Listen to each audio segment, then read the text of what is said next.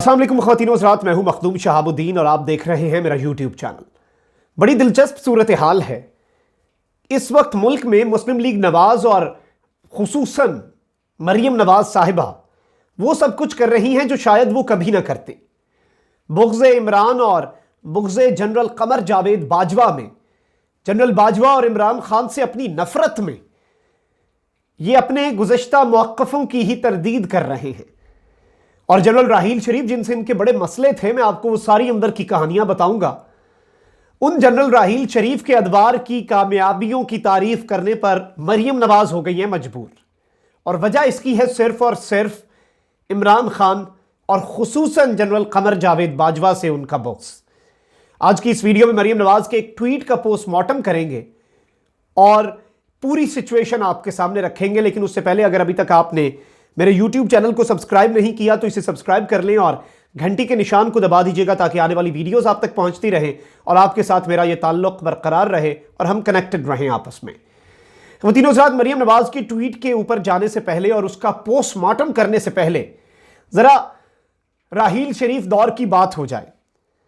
बड़ी इनकी कोशिश थी कि जनरल राहील शरीफ से बड़े अच्छे ताल्लुकात रहें। शुरू में बड़े इन्होंने तोहफे तहाइफ भी भेजा करते थे और बड़ी सिचुएशन जो थी वो दिलचस्प थी और बड़े घरेलू ताल्लुकात रखने की भी ये कोशिश करते थे। और तोहफे तहाइफ भी जनरल राहील शरीफ को नवाज शरीफ भेजा करते थे जब ये वज़ीर आज़म थे और जनरल राहील शरीफ आर्मी चीफ थे। लेकिन इस सारी सिचुएशन में ये लोग बीच में, जाहिर बात है, मियां नवाज शरीफ साहब की आज तक किसी आर्मी चीफ से नहीं बनी। उसकी भी बहुत सी वजूहात हैं, उनके भारत के साथ ताल्लुकात हों या भारत के मुतल्लिक नवाज शरीफ साहब की एक बड़ी नरम पॉलिसी और फिर खामोशी, जिसकी वजह से हर आर्मी चीफ के साथ इनके ताल्लुकात ख़राब हो जाते हैं। राहील शरीफ को लाते हुए तो ये लोग बहुत खुश थे, लेकिन राहील शरीफ साहब के साथ इनके ताल्लुकात थोड़े से हो गए कशीदा। डॉन लीक्स हुई, आपको याद है, राहील शरीफ के दौर में हुई। और पूरी ये जो सिचुएशन थी मरियम नवाज साहिबा की, उसमें ये लोग बड़े नक्को नक थे जनरल राहील शरीफ से। जब इन्होंने जनरल कमर जावेद बाजवा को आर्मी चीफ बनाया तो ये लोग खुशी से निहाल थे कि बिलाखिर जान छूटी।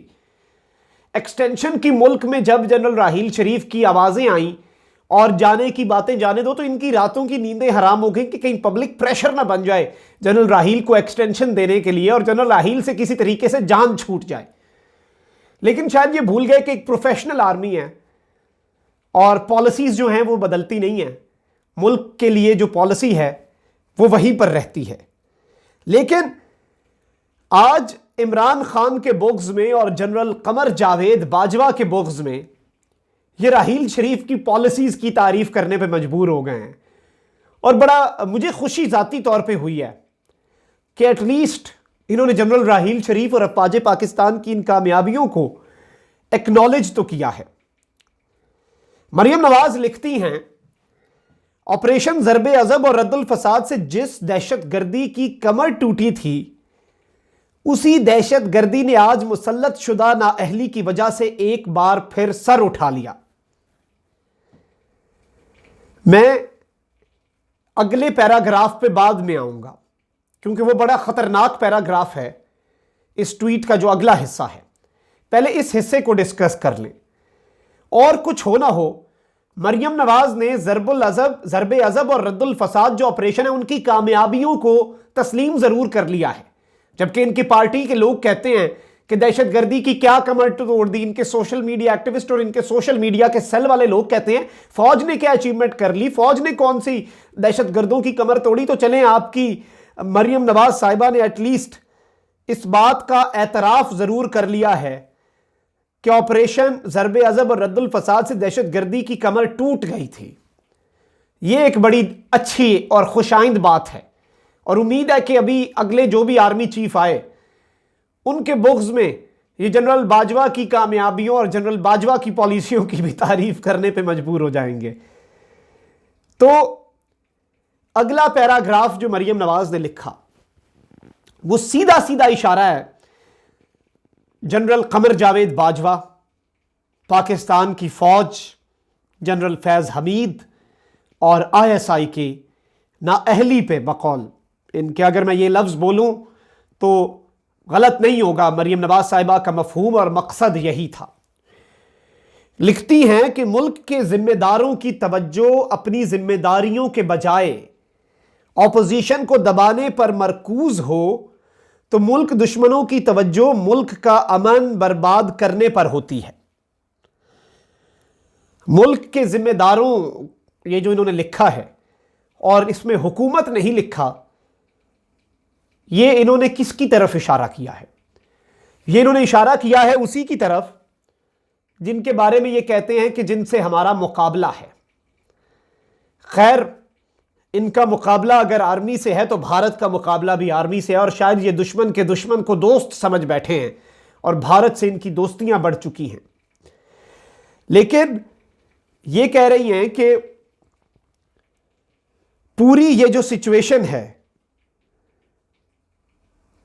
तो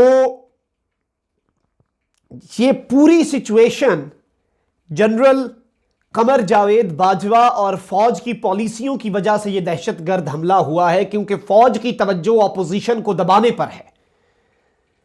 यही बात हामिद मीर साहब ने की। उन्होंने कहा कि जब इदारे सहाफियों और सियासतदानों को ट्रैप करने और ट्रैक करने पे अपनी तवानाइयां सर्फ करेंगे तो दहशतगर्दों को कौन देखेगा। तो ये सारे मिले हुए हैं और ये फौज को, भारत को डबल फायदा देने के चक्कर में है। भारत ने धमाका करवाया पेशावर का, मासूम लोगों का लहू बहाया, दाइश के जरिए ये धमाका करवाया भारत ने। मुल्क में फिरकावारियत फैलाना चाहते थे, और ये लोग क्या चाहते हैं कि भारत को एक तीर से दो शिकार हो, भारत का डबल फायदा हो। उन्होंने काम एक किया है लेकिन भारत को डबल डबल फेवर दी जाए। डबल फेवर किस तरह?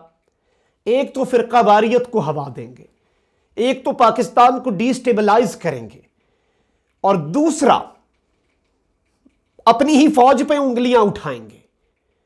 ये लोग भारत पे बात नहीं कर रहे।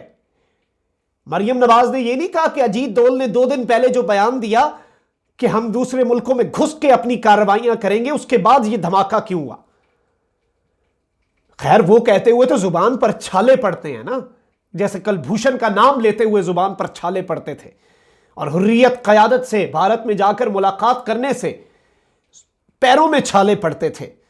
लेकिन हेमा मालिनी से आपके वालिद साहब मिल आए और हुर्रियत क़यादत से नहीं मिले। तो मुल्क दुश्मनी तो वो होती है मरियम साहिबा, मुल्क दुश्मनी ये नहीं होती। तो खुशाइंद बात तो यही थी जो आपके सामने रखनी थी कि एटलीस्ट इन्होंने पिछली अचीवमेंट्स को एक्नॉलेज कर लिया है कि पाक फौज ने दहशतगर्दी की कमर तोड़ के रख दी हुई है, और पाक फौज के ये इन कामयाबियों के ऊपर मुत्तफिक हो गए हैं। इंशाअल्लाह अगला जो भी सिपा सालार आएगा, आपकी इस मुल्क दुश्मन पॉलिसियों की वजह से आपकी सियासत और ख़राब होगी, और आप अपनी नाकामियां छुपाने के लिए जब उस पर उंगलियां उठाएंगे तो आपको जनरल कमर जावेद बाजवा की कामयाबियां भी याद आएंगी और उनकी भी कामयाब पॉलिसियां ज़रूर याद आएंगी।